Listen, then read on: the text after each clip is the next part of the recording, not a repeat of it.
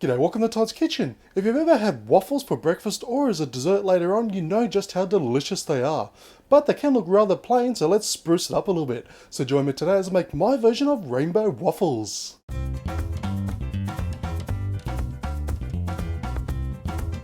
Okay, now you won't believe just how incredibly simple this waffle recipe is, because all I have to do, into a mixing bowl, I'm going to place in 3 cups of self-raising flour, followed by 1 teaspoon of bicarb soda or baking soda. Then for a bit of sweetness, 1.5 tablespoons of sugar. Next, 1 3/4 cups of milk,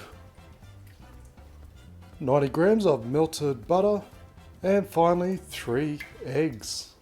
And simply give it a very good mix until it's well combined and nice and smooth. Now once our mixture is nice and smooth, I've just divided our mixture into 4 equal parts. And all we have to do now is just add in our 4 colours. But of course you can do more colours or less if you like. And finally we're going to use the obvious, and that's our waffle iron or waffle maker.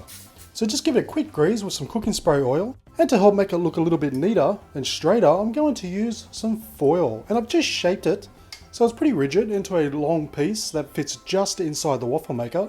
So just put it in between one of the 2 grooves, and we're going to pour on our first colour.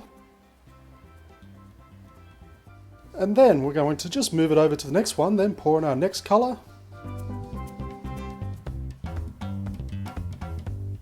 Then finally onto our second last section, we're going to pour on our 3rd colour. And instead of moving it, just sort of move it over to the side a little bit and pour on our last colour. And we're just going to close the lid and cook it for about 3 to 4 minutes until it just starts to go a little bit firm on the outside, sort of crispy, but you want it so it's nice and fluffy on the inside. And there we have a very simple, very easy, very delicious rainbow waffles. You can put whatever you like on them, say honey or maple syrup or ice cream or cream. Now the reason I haven't done it here is just so you can see how they turn out without it. As you can see, they're nice and colourful. Now it didn't come out exactly straight as I would have liked them. You're always going to get some runny bits. But the main thing is, when you get stuck into these, no matter what topping you use, they're going to taste simply delish.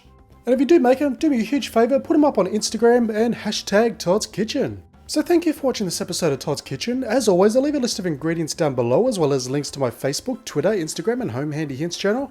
And please do me a massive favour by giving this video a thumbs up, leave a comment and subscribe, and I'll see you next time for another delicious recipe.